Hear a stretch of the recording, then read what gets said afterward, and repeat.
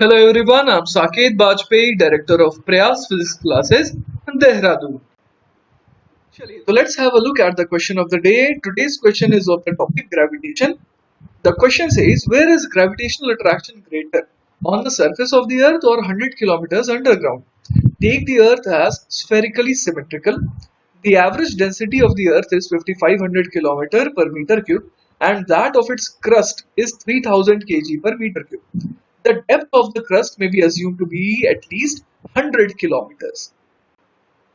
चलिए तो let's try to understand the problem. सवाल में बेसिकली अपने को ये दिया है कि हमारे पास अर्थ है और अर्थ को आप दो पार्ट में सोचिए, है ना। यहाँ पर दूसरी चीज जो है वो है अर्थ का क्रस्ट, ठीक है। तो यहाँ पर चलिए मैंने आपके लिए बना दिया अर्थ और उसका क्रस्ट दोनों सेपरेटली।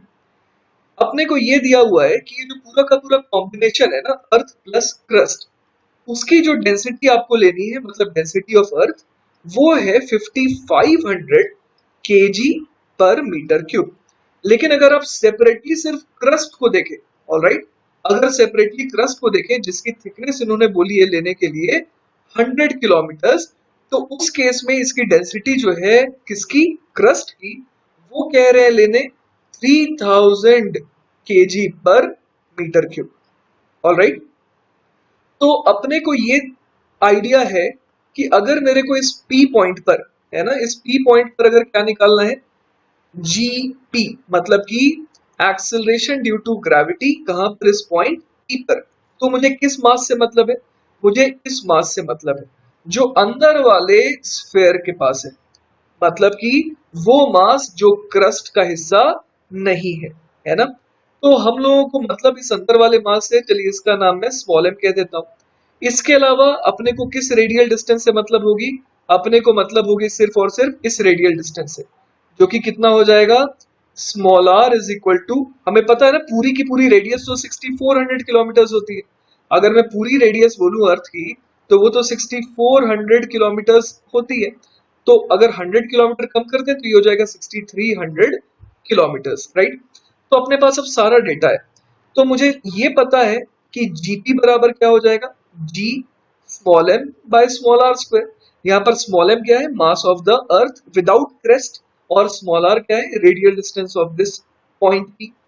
तो चलिए हम लोग एक काम करते हैं, एनालाइज करते हैं। एनालिसिस इस तरीके से कर रहे हैं कि हमें ये दिख रहा है कि अपने को सिर्फ ये बताना है कि कहां पर जी जो है वो ज्यादा होगा। क्या डायरेक्टली कमेंट किया जा सकता है, चलिए सोचते हैं। मास तो चलिए कम हुआ है, क्योंकि अगर ओवरऑल अर्थ को देखें तो उसका मास जितना है उसके कंपैरिजन में तो जो क्रस्ट के अलावा जो मास है वो तो कम ही होगा।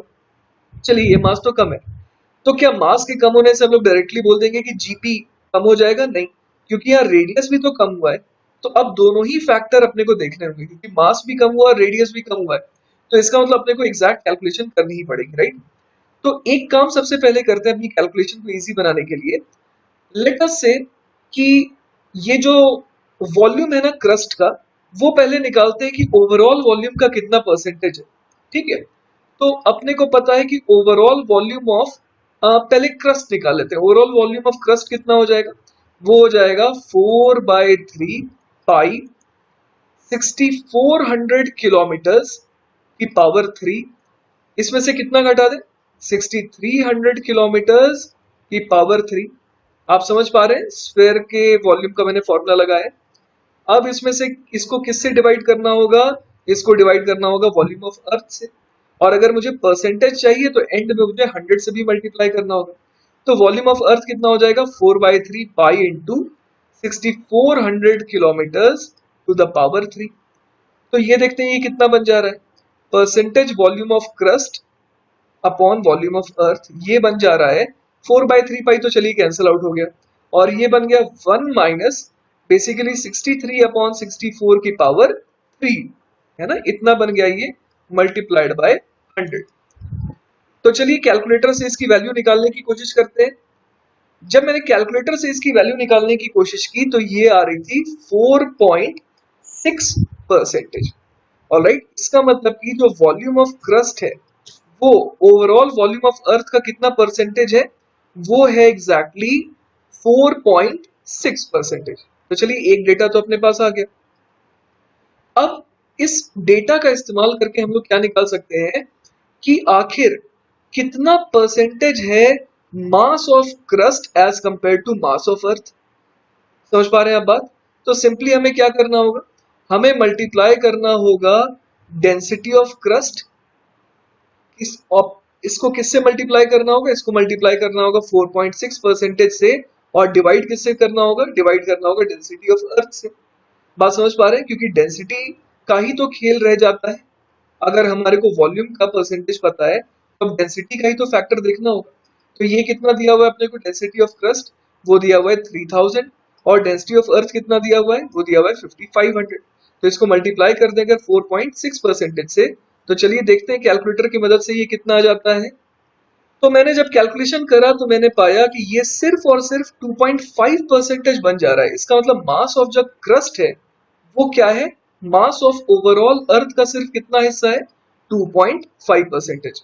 क्यों ऐसा आया, क्योंकि जो डेंसिटी ऑफ क्रस्ट है वो क्या है, वो as compare to overall density of earth के कंपैरिजन में कम है।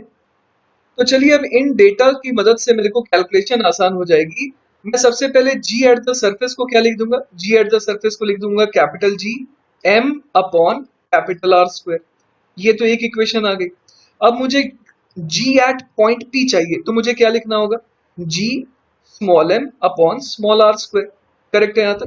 लेकिन मुझे क्या क्या डेटा मिल गया, मुझे ये डेटा मिल गया कि जो स्मॉल m है ना, स्मॉल m जो है वो सिर्फ कितना हिस्सा है,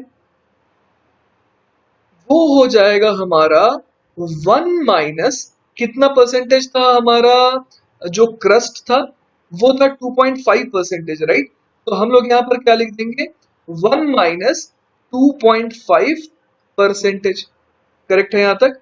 तो ये हो गया क्या, ये हो गया, अगर इसको मैं कैपिटल M से मल्टीप्लाई कर दूं तो ये बन जाएगा हमारा स्मॉल m। समझ पा रहे हैं आप?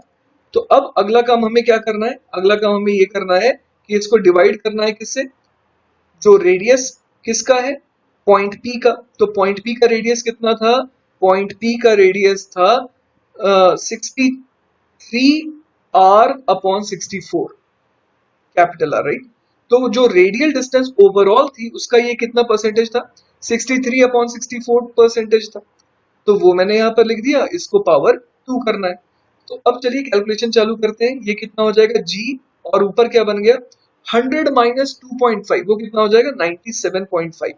97.5 अपॉन 100 इंटू m, और इसको किससे डिवाइड कर देंगे, इसको डिवाइड कर देंगे 63 अपॉन 64 इंटू r की पावर 2 से।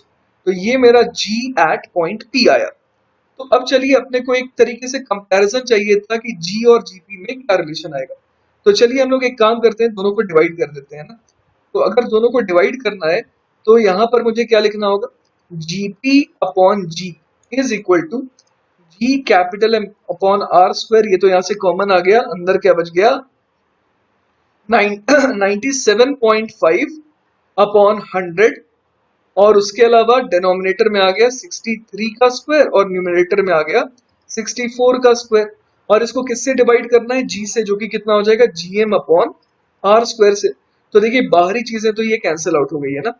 तो अब अंदर क्या बच गया, अंदर बच गया 97.5 into 64 into 64 whole divided by 100 into 63 into 63। तो देखते हैं ये कितना आता है यूजिंग कैलकुलेटर। तो अभी अभी मैंने कैलकुलेशन करी और मैंने हासिल किया कि ये आ रहा है लगभग 1.006 समथिंग, है ना। एक बार चेक कर लेते हैं कितना था, हाँ 1.0061 आया था, ठीक है। तो इतना आ गया। तो अगर परसेंटेज अब देखो, है ना, परसेंटेज में क्या चेंज आ रहा है, परसेंटेज जीपी अपॉन जी। तो ये कितना आ जा रहा है, ये आ जा रहा है 100.6 परसेंटेज। इसका मतलब क्या हो गया कि जो जीपी है ना, वो क्या है, वो ज्यादा है एज कंपेयर टू जी। समझ में आ रही बात? और कितने से, तो वी कैन राइट कि जीपी इज ग्रेटर देन जी, और कितने परसेंटेज से, तो ये परसेंटेज हो जाएगा बाय लगभग 6 परसेंटेज। सॉरी 0.6%, क्योंकि अगर ये जीपी जो है वो 100.6 है, कब ऐसा, जब जी जो है वो कितना है 100 है, तो हम लोग समझ सकते हैं कि 100 और 100.6 में कितने का फर्क है, 0.6 का फर्क है।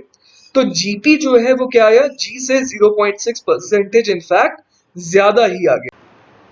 तो आई होप कि आपको ये सॉल्यूशन अच्छे से समझ में आया होगा। कल हम लोग फिर मिलेंगे एक नए प्रॉब्लम ऑफ द डे से। Till then keep practising, keep revising and do not forget to subscribe to our YouTube channel.